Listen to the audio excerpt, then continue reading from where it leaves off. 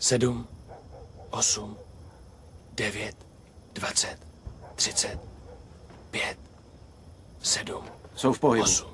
Teda aspoň myslím, že jo. Johne, pohybujou se. Sklepni a neotravuj.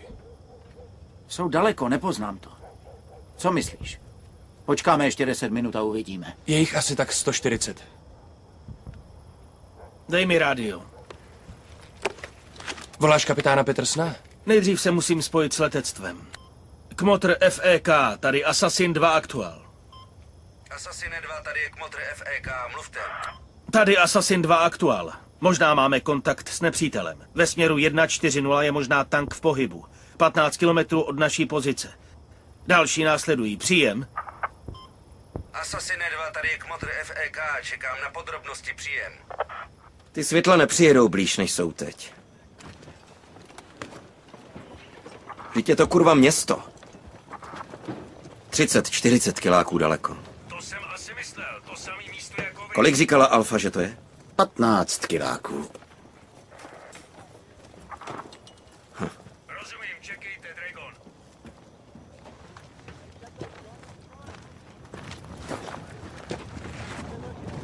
Blbost. To nejsou tanky. To nejsou tanky?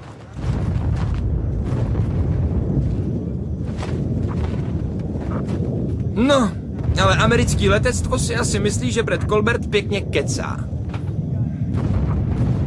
Rozumím, příjem. Ježiši Kriste, ty vole. To teda byla letecká podpora. Je to děsivý. 5000 kilo bomb? To teda musel být rachot. Čekáme na hodnocení akce, příjem. Assassin 2 rozumíme. Poručík je vytočený. Musíme něco najít. Kolik tanků to bylo? 104? Já to říkal, ty vemeno. O to žádal poručík. Prohlídněte to, jo? Tohle zbylo z hadžíckýho tanku.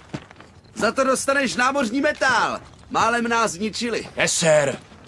Damon, neprovokuj. To nemá cenu. Najdeme nějaký tank, dostaneme metál a pak toto zabalíme. Assassine 2, tady 2-3. Mluvte. Prověřili jsme 3/4, nemáme nic. Opakuju. Nic. Rozumíte? Tohle si nechám. Budu si tím chytat hry. Musí tam být nějaká stopa. Jsou hrozně zvědaví. Kdyby tady byly tanky, bylo by to dobrý. Assassin je tady Assassin 2 Aktuál. Podejte zprávu. Assassin Aktuál čeká. Příjem. Přemístujeme se 3 kilometry severně k Papa Viktor 217-598 vyslechnout místní na tanku. Rozumím. Desátníku, zastavte tam u vesnice. Ty lidi jsou blízko, možná, že tanky viděli. Tak jdeme ven! Všem Viktorům sesedáme severně od vesnice. Konec.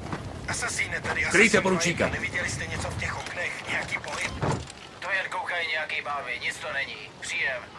Raději to zkontrolujte, rozumíte? Hele, co myslíš, že říkají? Promiňte, jsem Míš. Víte, my přicházíme v míru. A ještě, hele, tyhle mý velký kamarádi z Ameriky ti rozbijou hubu, jestli nám neukážeš nějaký tanky. A Hadžik povídá, A myš povídá, počkej, tyhle Iráčani jsou rádi, že jsme tady. Děsně milujou svobodu a ten ohňostroj včera v noci byl prej úplně lahodnej. Vy, Američani, zabili velká moc písek, písek je moc zlá. A poručík říká, Míši, právě jsem se posral. Řekni tomu pánovi, že jestli mi neukáže aspoň jeden tank, budu vypadat jako blbec a ostatní oficíři se mi budou smát. A myš povídá, hele, oni o ničem neví, ale je tu prej dodávka s pichlou gumou. Jo, a ten Hadži povídá, hop daba, daba di baba. A Míš, poručíku, ten Hadži je fakt smutný, že vám nemůže zachránit kariéru. Tanky nemá, ale bacha. Dávám svoji hádavou dceru.